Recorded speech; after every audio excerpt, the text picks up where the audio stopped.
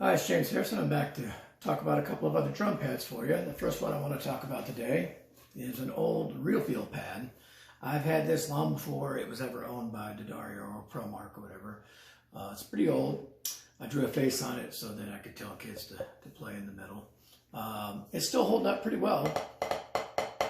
Nice articulation.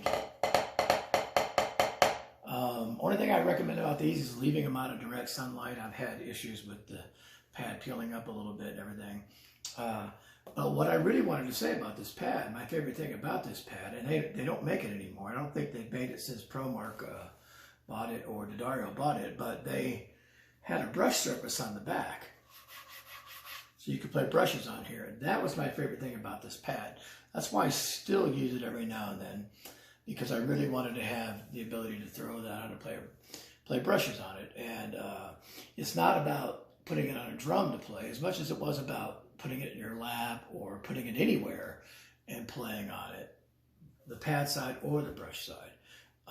So it's, it's just that is on the bottom instead of, so you can do brushes instead of the normal tabletop rubberish type spongy thing to set it on a table.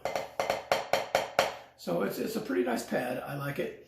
I also have another one that they quit making. I actually think this might have been called the Jeff Moore pad, but here's what the bottom is typically like. It's hard there. It's got that little spongy stuff so you can set it on a drum or set it on a table.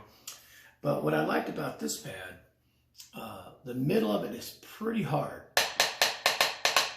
versus the normal rubber. It's a lot thinner than most of the rubber pads that they had put out, or their normal pad over here. So this was really good for a lot of, I think they might have even called it the accent pad, but it was good for articulation purposes. And I actually just dug this out of a box. I wasn't looking for it, but I was going through some boxes and I found it. So it's got quite the articulation on it, probably similar to like a Zymox type pad in terms of the articulation. Of course, it doesn't have a rim on it. That was long before anybody was doing that. So what it's good for is isolating one hand at a time to hear if you're even on things like that. Or like I said, to play accents.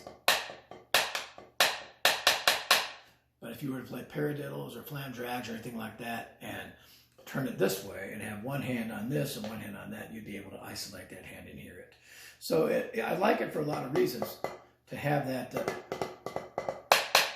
different type of surface. Again, it's just a single surface pad. Those are the only two RealFeel pads I've ever owned. And again, like I said, I owned them long before they were ever bought out. I don't know why they discontinued it.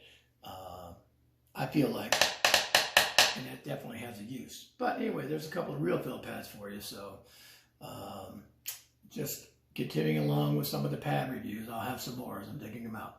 All right, have a good day. Stay safe. Stay healthy. Bye.